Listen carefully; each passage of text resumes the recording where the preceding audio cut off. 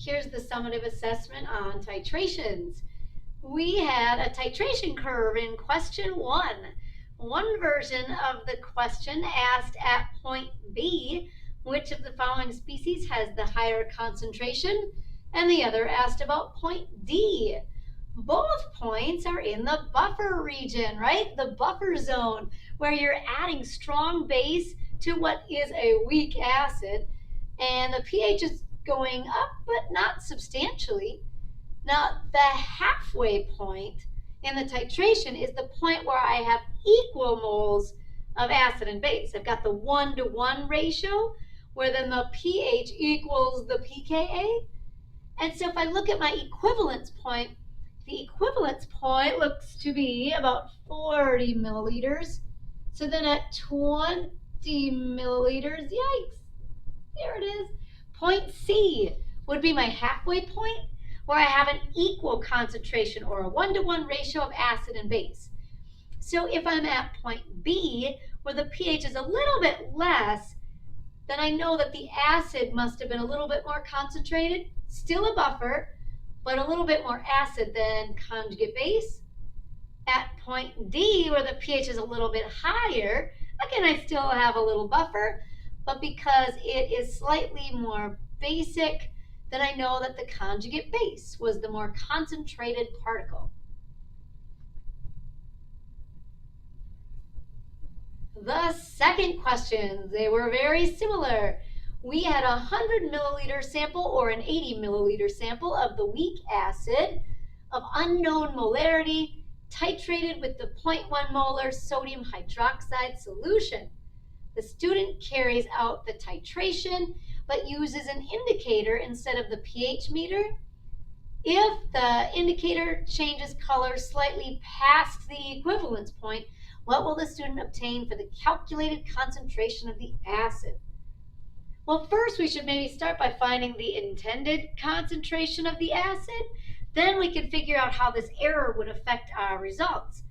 So in both, we start with the base. We know the concentration of the base, it's 0.1 molar, and by looking at the equivalence point, I can figure out the volume of base needed to hit that mole ratio in the balanced equation, which, because there's one hydrogen in my acid and one hydroxide in my base, this will be a 1-to-1 ratio. So in each of them, you should end up with 0.004 moles of sodium hydroxide. Then the molarity of the acid would be equal moles, because it'll be a 1-to-1 ratio. And then I divide by the original volume of the acid in liters. So the first one should be about 0.04 molar, the second should be about 0.05.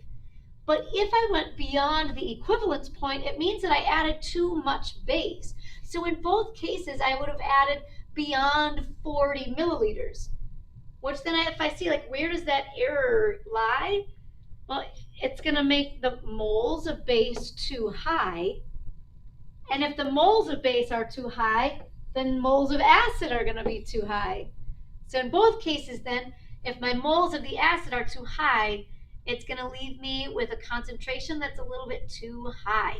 It's going to seem as though my acid was more concentrated, and that's why I had to add more base. But really, I just went beyond the equivalence point. We all had this question that wanted to look for a particle model of the equivalence point. And it should be the option that only has sodium, my spectator, and the A minus, the conjugate base. Now, I totally made up this ice table, so I know that there's no solution that's really 1 molar. This is just an example. I just wanted to pick something that would be really easy.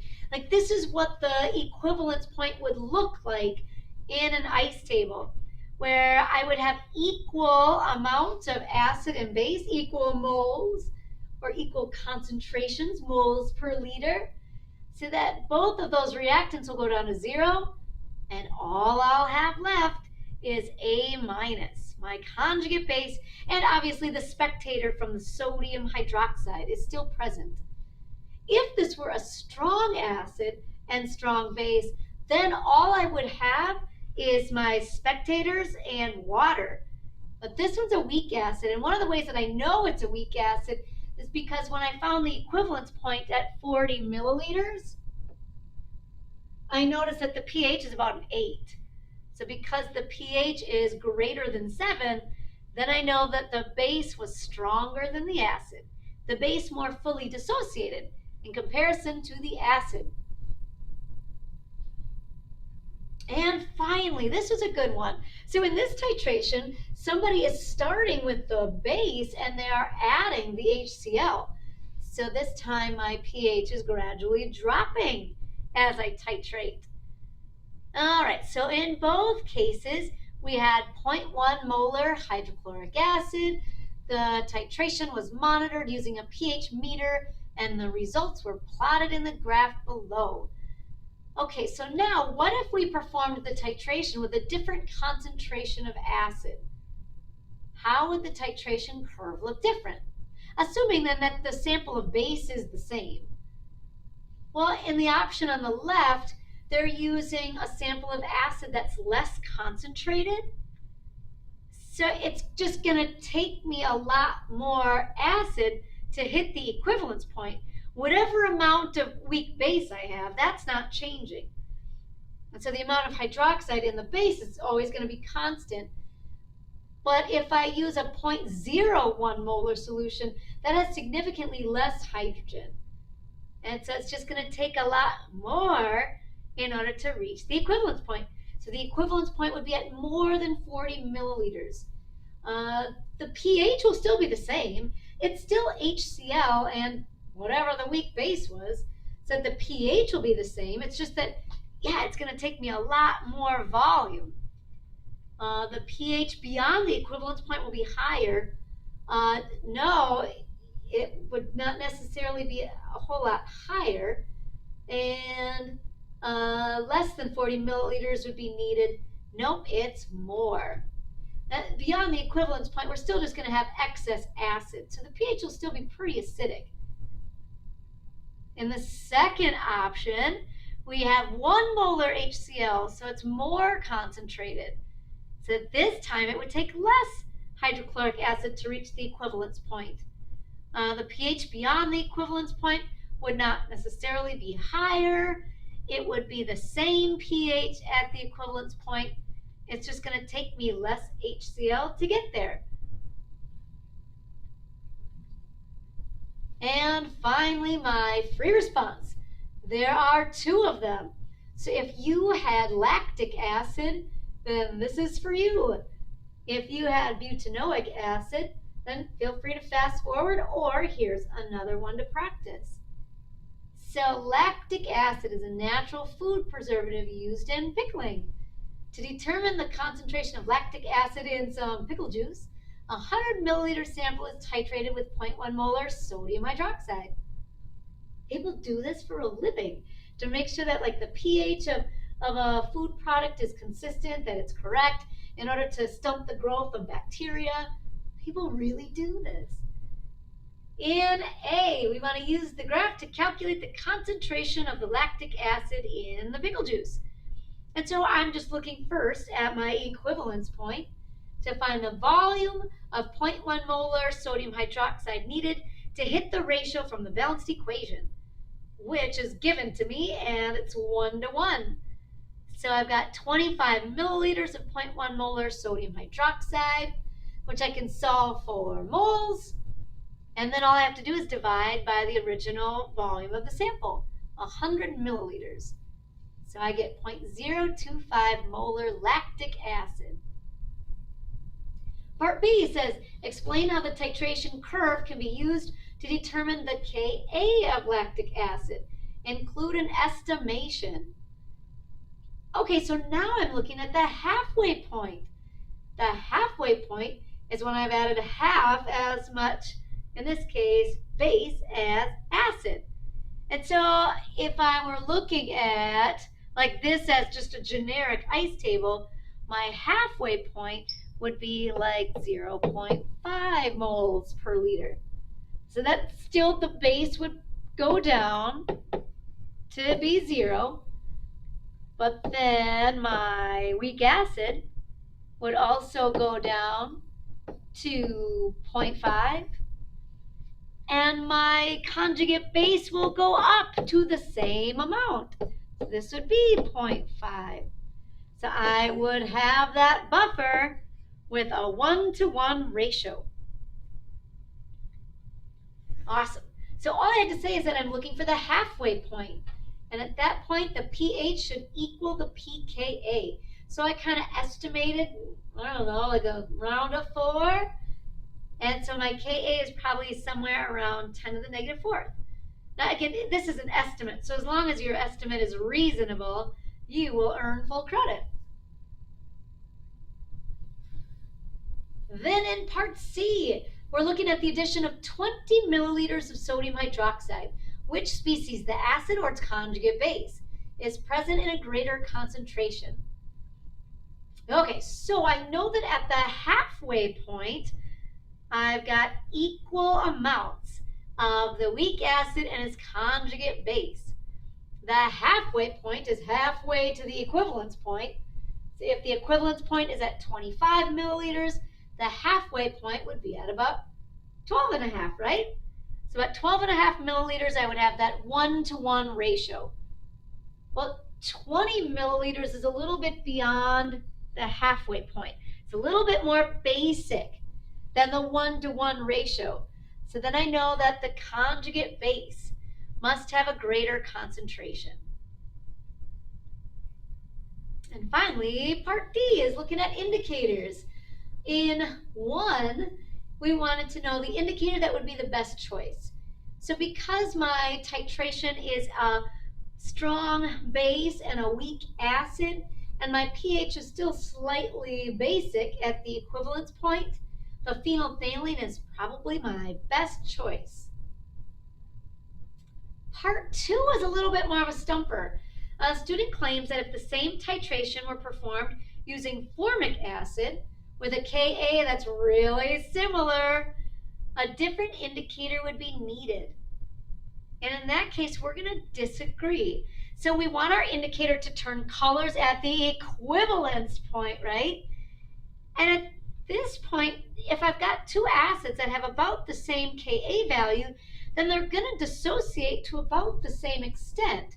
So that when I have that 1-to-1 mole ratio in the balanced equation that I would get at the equivalence point, there really should be about the same amount of hydrogen.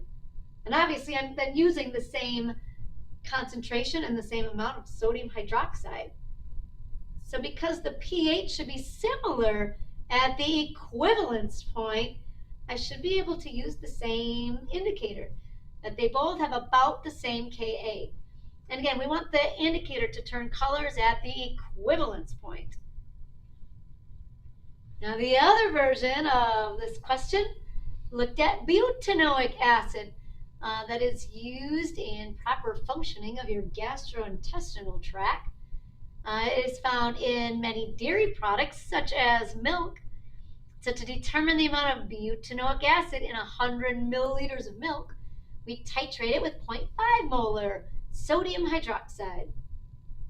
All right, so in part A, at the equivalence point, 26.5 milliliters of the 0.5 molar sodium hydroxide were used, and we should be able to figure out the concentration. So I've got my volume, I got to switch it to liters. I've got 0.5 molar base. I can solve for moles, and then as I see in the balanced equation, it is a 1-to-1 ratio. So moles of base will equal moles of acid, and I have a volume of 100 milliliters. So my milk is about 0.133 molar butanoic acid. Part B, explain how the titration curve can be used to determine the Ka of butanoic acid, including an estimation. So now I just want to explain the halfway point. At the halfway point, I've got a 1-to-1 ratio of acid and its conjugate base. Now, at the halfway point, I'm in the buffer zone, right? So if the equivalence point is about 26 milliliters, the halfway point is probably close to 13. I'm in the buffer zone where pH equals pKa plus the log of A minus over HA. But if that's a 1-to-1 ratio at the halfway point, then it's the log of 1, and the pH equals the pKa. So from the graph, I kind of just estimated the pH to be maybe around 4.5. So then my Ka should be 10 to the negative 4.5. Or again, I just plugged it in my calculator. 10 caret negative 4.5 and got about 3 times 10 to the negative fifth for my estimated Ka. Now it is an estimation, so if yours isn't exactly the same, but it's within reason, you're totally fine. In part C wants to know, after the addition of 20 milliliters of sodium hydroxide, which species, the acid or the conjugate base, is present in the greater concentration? So let's think about it. At 20 milliliters, I'm still in the buffer zone. I have not reached the equivalence point yet, but I'm beyond the halfway point. So the pH is starting to increase a little bit more, which means that there must be more of the conjugate base. And to explain that, maybe I would say something like, this is 20 milliliters, which is beyond the halfway point.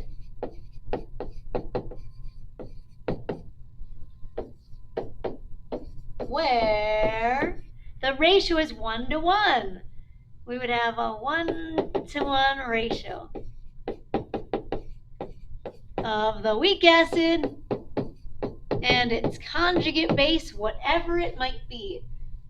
So if my pH is a little bit more basic, then there must be a little bit more of that negative conjugate base in the solution. Then finally in part D, we were looking at indicators. We want an indicator that'll indicate the equivalence point. We want it to turn colors at the equivalence point. These indicators will turn colors when the pH at your equivalent point equals the pKa, the opposite log of the Ka for the indicator. So because it's still slightly basic at the equivalence point, it's a weak acid because the Ka is small, and a strong base. I want an indicator that'll turn colors in a slightly basic pH range. So the best might be the phenolphthalein. We want it to turn colors at the equivalence point. Which then brings us to part 2. What if somebody did the same titration with propanoic acid, but the Ka is really similar? It's still times 10 to the negative fifth. And your student claims that a different indicator would be needed. But I'm going to disagree with that. Because the Ka values are about the same, it means that the acids are going to dissociate to the same extent, which means they're really going to have about the same amount of hydrogen in the solution. So approximately the same amount of hydrogen will require the same amount of hydroxide, and my pH should be really similar at the equivalence point. So I should still be able to use the same indicator.